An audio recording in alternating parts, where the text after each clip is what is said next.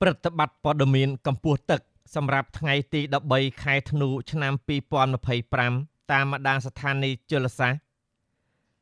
ទន្លេមេគង្គស្ទឹងត្រែងថ្ងៃនេះទឹកមានកម្ពស់3ម៉ែត្រ65សង់ទីម៉ែត្រទាបជាងថ្ងៃម្សិលមិញ2សង់ទីម៉ែត្រកម្រិតកម្ពស់ប្រុងប្រយ័ត្ន10ម៉ែត្រ70សង់ទីម៉ែត្រទន្លេមេគង្គក្រចេះថ្ងៃនេះទឹកមានកម្ពស់9ម៉ែត្រ59សង់ទីម៉ែត្រទាបជាងថ្ងៃម្សិលមិញ5សង់ទីម៉ែត្រកម្រិតកម្ពស់ប្រុងប្រយ័ត្ន22ម៉ែត្រទន្លេមេគង្គកំពង់ចាមថ្ងៃនេះទឹកមានកម្ពស់5ម៉ែត្រ4សង់ទីម៉ែត្រទាបជាងថ្ងៃម្សិលមិញ12សង់ទីម៉ែត្រកម្រិតកម្ពស់ប្រុងប្រយ័ត្ន15ម៉ែត្រ20សង់ទីម៉ែត្រ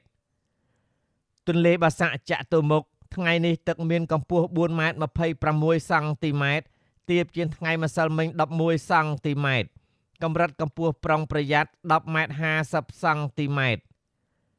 ទន្លេមេគង្គអ្នកលឿងថ្ងៃនេះទឹកមានកម្ពស់3ម៉ែត្រ30សង់ទីម៉ែត្រស្មើនឹងថ្ងៃម្សិលមិញ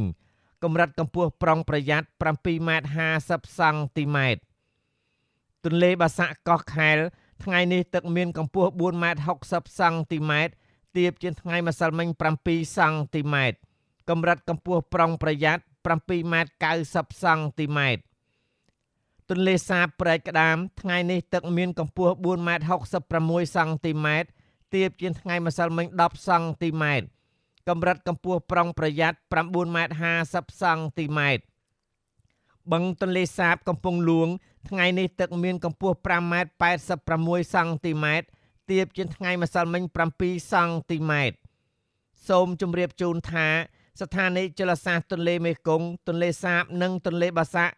ទឹកបាននឹងកំពុងស្រកជាបន្តបន្ទាប់ការផ្សាយរបស់ក្រសួងធនធានទឹកនិងឧតុនិយមថ្ងៃទី13ខែធ្នូឆ្នាំ2025សូមអរគុណ